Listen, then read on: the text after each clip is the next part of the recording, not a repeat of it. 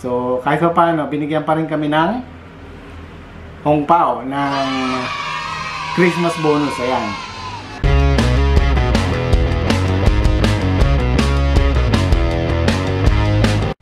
Hello guys, Tadyaw. 4 days na lang, Pasko na. Siguro ma-upload ko to madaling araw. Madaling araw na, kaya 4 days na lang, 'di ba? Meron tayong inaasar ako ng gwardiya. Yung Pasko dito guys, hindi siya holiday. May pasok kami lahat dito pag Pasko. Ayun yung Christmas bonus namin. Ano to gift check to sa ano ba to? PX grocery store. Ano siya? Ito yung laman niya. Oh. So, yun ang laman niya. Diba? 4 na tig pa 500. So, 2,000 siya. Ito yung bonus namin. Hindi cash. So, ang ginagawa namin, pag ganito, binibenta namin. Actually, hindi na sa akin to. Hiniram ko na lang to eh. Kasi sa akin, binenta ko na. Pag binenta mo to, bali 1.8 na lang nilang binabayaran. Kasi nga, gift check lang to. Hindi naman to cash. Salamat na rin. Kasi yung amo namin dito, Buddhism nga. Hindi sila nagse-celebrate ng Christmas. Hindi sila naniniwala kay Jesus Christ. Pero nagbigay pa rin siya ng bonus. Salamat pa rin. Kasi yung kami, lalo na ako, pag ganitong abente, pataas, maggawing katapusan na ng buwan, nauubusan na kami ng budget. So tamang-tama, binigay to kanina, binenta ko kaagad yun sa akin, pang allowance, kasi wala na rin akong allowance eh. Meron lang ako napansin ngayon sa YouTube. Kasi dati, yung mga nagpapa-shoutout, nililista ko yan pag nakikita ko sa comment section. Kaya lang ngayon, mabilis siyang mawala. Hindi ko na nakikita yung mga pangalan ng gustong magpa-shoutout. Hindi ko na ililista nga kasi busy kami. Itong linggo na to, nagkaroon na kami ng OT. Kaya hindi ko na makita yung mga nagpa-shoutout. So tiningnan ko kung bakit ganon. Sabi ng YouTube, kung mapapansin mo, nababawasan yung subscriber mo kasi nire-remove namin yung mga spam messages, sabi niya.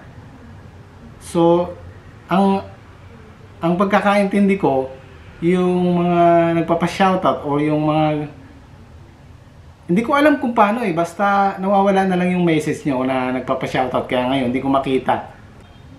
Paano ba to? Ano ba nangyari, YouTube?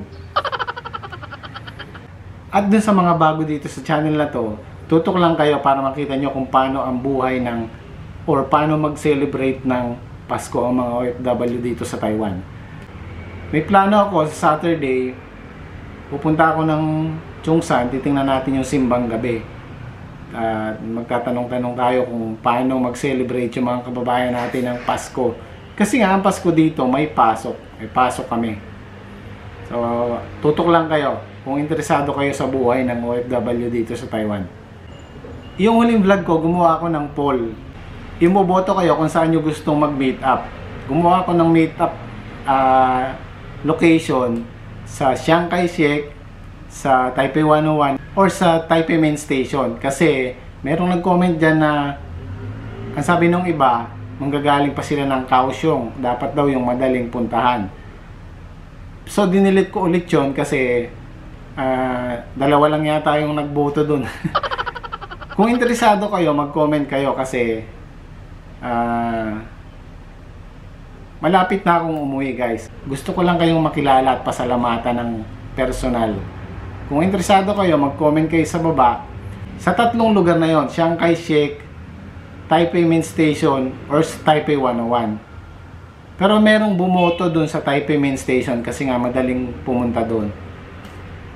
Siguro next month, by January, gagawa ko ng poll para sa mga interesado, bumoto na lang kayo kung saan yung gustong lugar na magkita-kita tayo.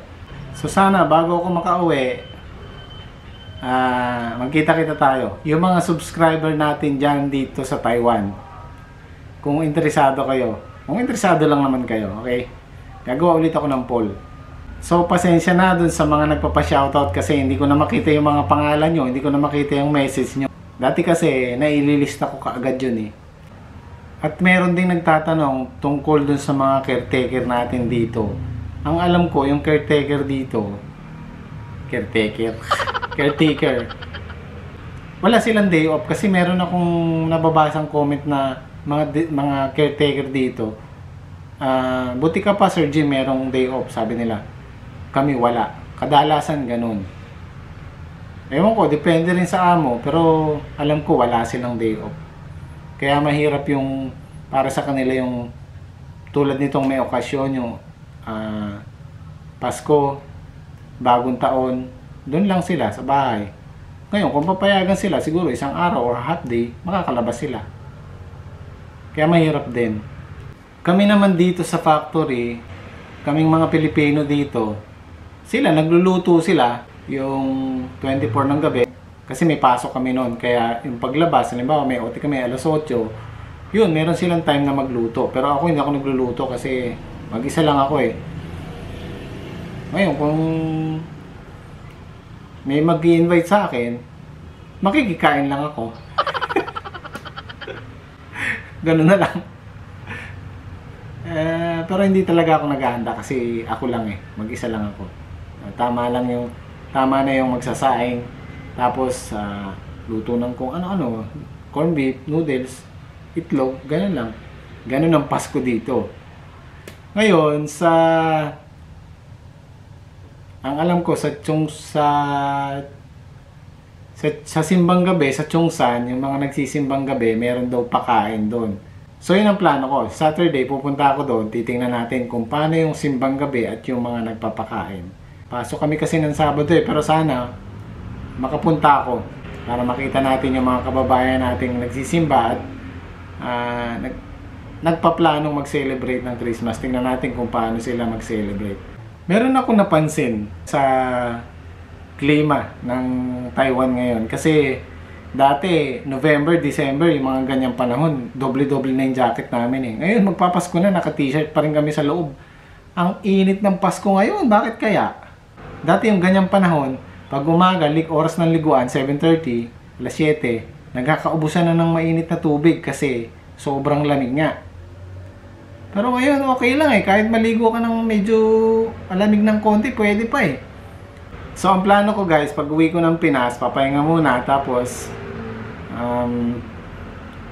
bakasyon muna, pahinga muna. Siguro yung time na nagpapahinga ako, pwede akong gumawa ng daily vlogs. Tulad ng mga nakikita ko mga YouTuber ngayon, nagde-daily vlog sila itong December na to. Ako hindi ko kaya eh, kasi kulang sa oras. Kaya siguro pag uwi ko, sana dyan pa rin kayo pag nasa Pinas na ako. Gagawa pa rin ako ng video sa Pinas, huwag kayong mag-alala. Kung nandyan pa kayo. Baka naman, pag nakita nyo yung totoong kulay ko eh, hindi na kayo manood ng vlogs ko. Guys, maitim ako pag nasa Pilipinas ako. Kahit naman dito maitim ako, di ba? Ganyan yung, ay bakit ano to? Bakit? Ganyan yung mga box na ginagamit. Ay, bakit Indonesia siya? Gold Star. Ganyan yung ginagamit namin box na pambagahe. So, bali, siguro next month, babagahe ko na rin lahat ng gamit ko kasi mahirap nang gahulin sa oras eh. Matatapos na yung 12 years ko dito. Kita-kits na lang tayo sa Pilipinas. Siguro, pag-uwi ko sa Pinas, ako naman ang magtatanong sa inyo kung paano mag-apply ng trabaho. Okay ba yun? Ako naman ang tulungan nyo ngayon para maghanap ng trabaho. Nakakatuwa lang minsan kasi yung vlog ko nung nakaraan, yung room tour, pinakita ko sa inyo yung room namin na medyo hindi siya maayos, hindi maganda. Ngayon, nirenovate nila. Pinatungan nila yung dingding, so medyo luminis ng konti. Tapos ngayon, mas nauna ko pang vlog, sabi ko, parang nananadya yung panahon. Kasi kung kailan kailangan mo ng OT, tsaka walang OT. Tapos, itong linggo na to, nagka-OT kami. Parang ano yung mga sinasabi ko, parang nagkakatotoo, natutupad. Ano kaya? Yung kaya 15 years, matupad kaya? Tingnan natin. So that is it for today's vlog guys. Bali, update lang to. At kung bago ka sa channel na to, pakipindot mo na yung subscribe button dyan, saka yung notification bell para sa mga susunod pa nating upload. Welcome po sa mga bagong subscriber dyan at sa magsusubscribe. Salamat po. I'll see you guys next time. 再见!